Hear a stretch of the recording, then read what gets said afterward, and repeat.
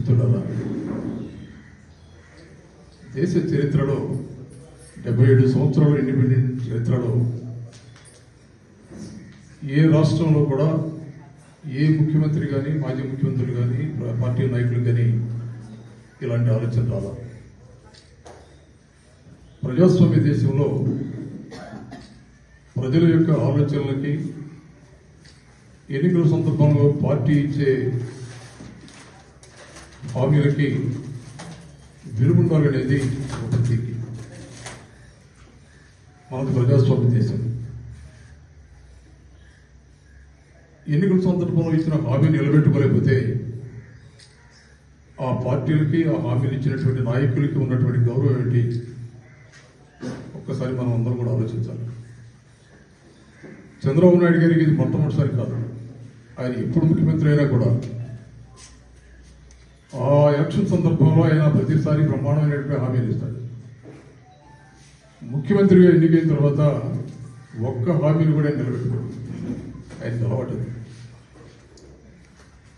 ఇవాళ బాబు షూరిటీ మోసం గ్యారెంటీ అనేటువంటి కార్యక్రమాన్ని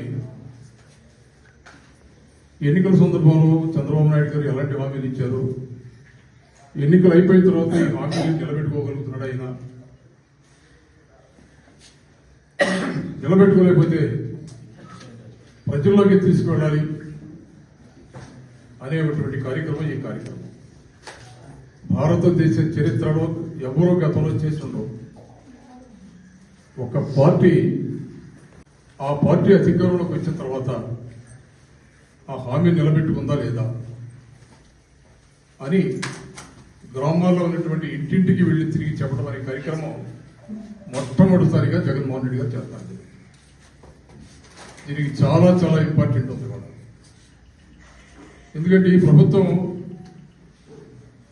ఏ హామీని నిలబెట్టుకోలేకపోగా అదే మరి ప్రశ్నిస్తే మనం అరెస్టులు చేస్తున్నారు, భయభ్రాంతులకు గురి చేస్తున్నారు. ఇప్పటికీ రాష్ట్రంలో దాదాపు 1470 మంది కార్యకర్తల్ని ప్రత్యక్షంగా కేసులు పెట్టి హింసించారు. సోషల్ మీడియా యాక్టివిస్టుల మీద అయితే ఇంకా భారీగా కేసులు పెట్టి వాళ్ళని నానా ఇబ్బందులు పెట్టే పరిస్థితి వచ్చింది. వాళ్ళు కేవలం ప్రశ్నిస్తున్నారని, నువ్వు ఎన్నికల సందర్భంలో మాటించావు కదా, ఈ మాటను ఎందుకు చేయలేకపోతున్నావు అని ప్రశ్నించిన పాపానికి ఇష్టం వచ్చినట్టు కేసులు పెట్టే పరిస్థితి వాళ్ళ ప్రభుత్వానికి వచ్చింది కూడా. ఇది సరైనటువంటి ఆలోచన. ఆడబిడ్డ నిధిని మాట్లాడుతున్నాడు వాడు. ఎవరికి ఇచ్చారు మీరు ఆడబిడ్డ నిధి? గ్రామాల్లో ప్రజలకి ఎవరికి ఇచ్చిన పాపను పాల నిరుద్యోగ భృతిని మాట్లాడారు.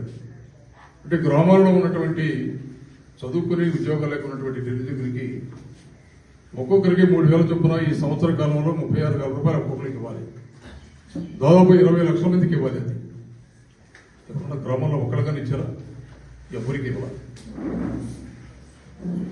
అట్లాగే రైతు భరోసాని మాట్లాడతాడు. ఇవాళ రాష్ట్ర వ్యాప్తంగా దాదాపు 54 లక్షల మంది రైతులు ఉన్నట్టు ఒక అంచనా. ఈ 54 లక్షల మంది రైతులు సంవత్సరానికి 20,000 ఇస్తామన్నాడు. ఒక్క రైతు కూడా ఎక్కడ గ్రామాలు ఇచ్చిన పాపం పోలా. మన గ్రామాల్లో ఎవరికైనా వచ్చినాయా? 20,000 ఎవరికైనా ఇచ్చారా? ఎవరికి ఇవ్వాల. మరి ఎన్నికల సందర్భంలో ఎందుకు మాట్లాడేవారు? ఆర్భాటంగా మాట్లాడారు. 2024 ఏప్రిల్ ఎన్నికలైపోయిన వెంటనే మా ప్రభుత్వం అధికారంలోకి వస్తుంది, అందరికీ నెలకి రైతులకి 20,000 ఇచ్చేస్తారని మాట్లాడారు. ఒక్కడు కూడా ఇవ్వాలి సంవత్సర కాలంలో. ఈ విధంగా ఆయన ఇచ్చినటువంటి హామీలు సుమారుగా చూస్తే ఈ సంవత్సర కాలంలో 79,815 కోట్ల రూపాయలు ఉంది. కానీ ఆయన బడ్జెట్లో ప్రవేశపెట్టింది కేవలం 17,170 కోట్లు మాత్రమే. ఎంత మోసమైంది! తప్పు కదా ఆయన చెప్పింది. సో ప్రజలని చంద్రబాబు నాయుడు గారు ఏ విధంగా మోసం చేశాడు, ఇది గ్రామాల్లో ప్రజలకు తెలియజేయవలసినటువంటి బాధ్యత వైఎస్ఆర్ కాంగ్రెస్ పార్టీ కార్యకర్తలుగా ఆధారపడి ఉంది. అందుకే బాబు షూరిటీ మోసం గ్యారెంటీ అనే కార్యక్రమం. ఇవాళ ఈ కార్యక్రమాన్ని ఎలా డిజైన్ చేశారంటే ఇప్పటికే మీకు తెలిసి ఉంటుంది. కార్యక్రమం మొట్టమొదటిసారిగా జిల్లా స్థాయిలో ఉన్నటువంటి నాయకుల్ని, శాసనసభ్యుల్ని, నియోజకవర్గ ఇన్ఛార్జిని పిలిచి అక్కడ మాట్లాడుకోవడం. రెండోది నియోజకవర్గ స్థాయిలో అందరూ కూర్చొని నియోజకవర్గ నాయకులందరూ మాట్లాడుకోవడం. మూడో కార్యక్రమం ఇలా మండల స్థాయిలో కూర్చొని మండలంలో ఉన్నటువంటి సర్పంచులు, ఎంపీటీసీలు, జడ్పీటీసీలు, ఎంపీలు అందరూ కూర్చొని మాట్లాడుకోవడం. నాలుగోది అతి ముఖ్యమైనటువంటి కార్యక్రమం, గ్రామాలలో రచ్చబండలు ఏర్పాటు చేసుకుని అక్కడ మీరు చర్చించుకొని ఏమిటి ప్రభుత్వం ఇచ్చినటువంటి హామీ, ఏ ఏ హామీలు ఎన్నికల సందర్భంలో ఇచ్చాడు. ఇక్కడ రెండు విషయాలు అయితే మీకు చెప్పాలి.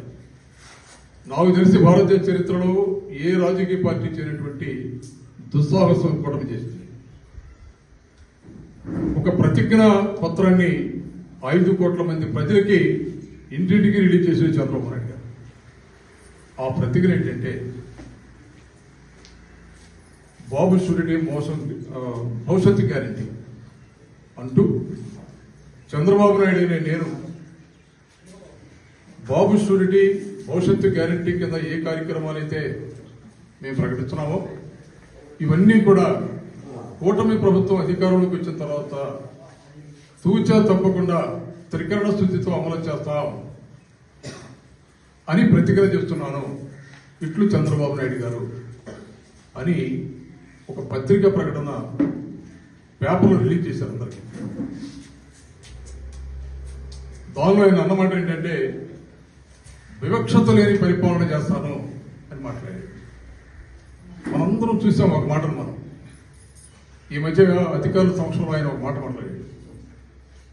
వైఎస్ఆర్ కాంగ్రెస్ పార్టీ కార్యకర్తలు కనుక ఈ పని అనేది చేస్తే పాముకి పాలు పోసినట్టేనే మాట్లాడుతున్నారు.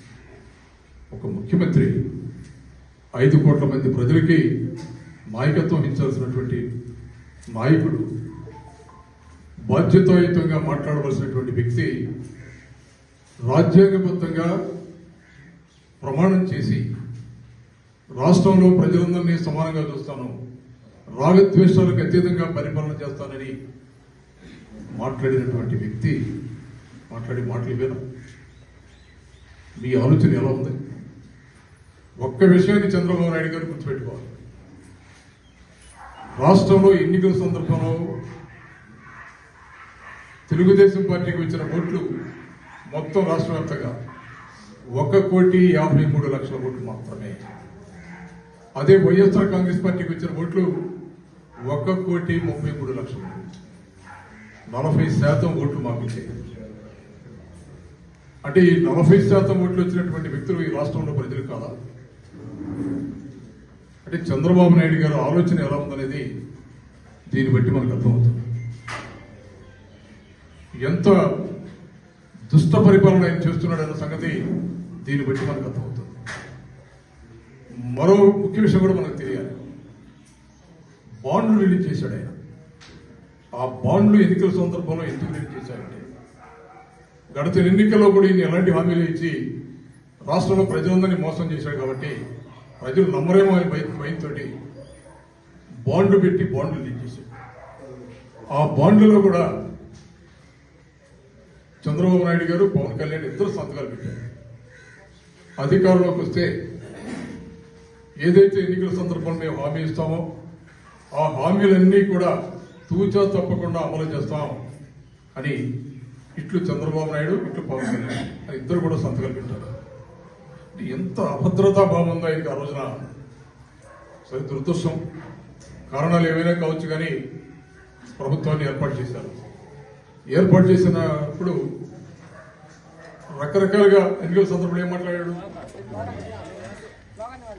జై జగన్, జై జగన్, బాబు షూరిటీ